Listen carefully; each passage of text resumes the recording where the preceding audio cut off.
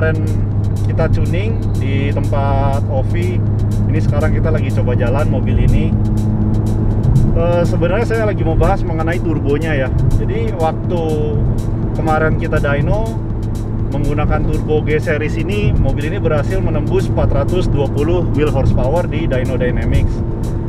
Tapi untuk mencapai HP tersebut dengan turbo yang lebih besar, itu pasti ada satu hal yang mesti dikorbankan. Bedanya, jadi dibanding dengan turbo standar FK itu sebelumnya dengan head yang udah kita porting polish, spoolingnya cepet banget, di 2000 rpm aja udah bisa ngeboost.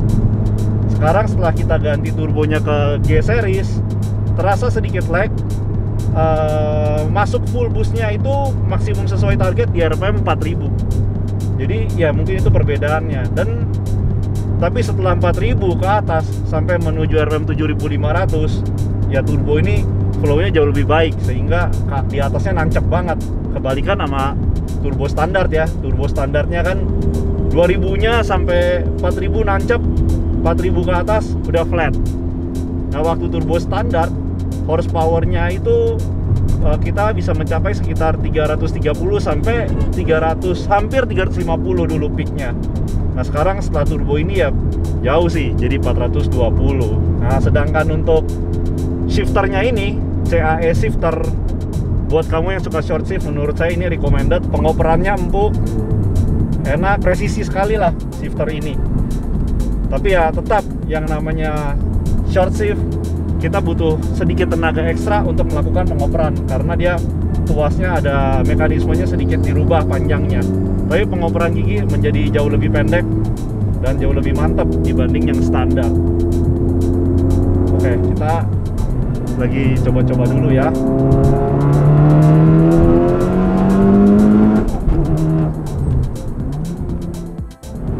Oke guys, jadi sekarang kita lagi menuju ke tempatnya Teddy Rev. Kita mau tes mobil ini di Dynapack. Sebelumnya kan kita udah tes di Dyno Dynamics.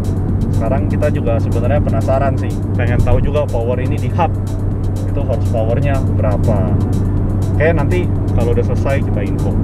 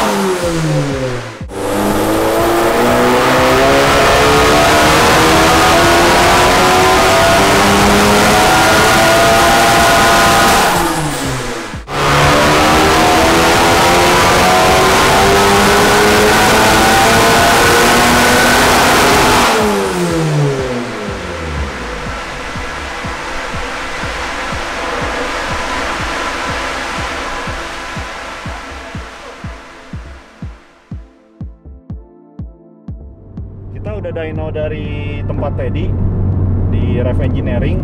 Powernya udah keluar ya, dari di Dynapack. Di hub itu 500 horsepower. Kenapa kita dyno lagi di Dynapack? Ya sebenarnya ya kita selain penasaran juga. Nah, kebetulan tuner kita ini yang dari luar negeri ini, kita konsultasi sharing sama dia. Type R dengan modifikasi seperti ini, mereka rata-rata bisa menghasilkan 540 horsepower di Dynapack. Nah, hari ini kan kita dapat 500 horsepower. Apa sih sebenarnya bedanya gitu kan? Nah, mereka dapat 540 horsepower itu menggunakan bahan bakar etanol dengan bahan dasarnya itu alkohol. Jadi perbedaan jenis bahan bakar tersebut membuat ada selisih horsepower ya guys. Mereka etanol, kita gasoline. Kalau gasoline itu ya dari minyak sebenarnya. Kalau etanol lebih banyak ke alkoholnya. Tapi menurut saya sih paling tidak Type R ini ya dengan modifikasi yang menurut saya tidak terlalu ekstrim, karena cc-nya masih 2000. Mungkin saya sedikit jelasin. Dari bagian cylinder head, camshaftnya masih standar. Bayangin ya, camshaftnya standar aja udah bisa HP-nya segitu. Camshaft masih standar, ukuran klep juga masih standar. Valve spring kita udah ganti karena kan limiternya kita buka dari standarnya sekitar 68 ke 74. Kita melakukan penggantian piston, conrod, headstock, ARP, engine bearing sama clutch dan turbo. Udah itu aja sih, kita nggak terlalu banyak modifikasi. Buat saya ya mesin ini cukup bisa menahan power besar sih. Ya mungkin karena ini juga mesinnya teknologinya udah cukup canggih. Sistem bahan bakarnya juga udah direct injection. Kompresinya bisa cukup tinggi karena bahan bakarnya langsung disemprot di ruang bakar. Dia bisa lebih presisi ya. AFR-nya bisa sedikit lebih lean. Kompresi mesinnya bisa sedikit lebih tinggi, powernya juga bisa lebih keluar gitu. Ya mungkin itu aja dulu yang saya bisa sharing guys.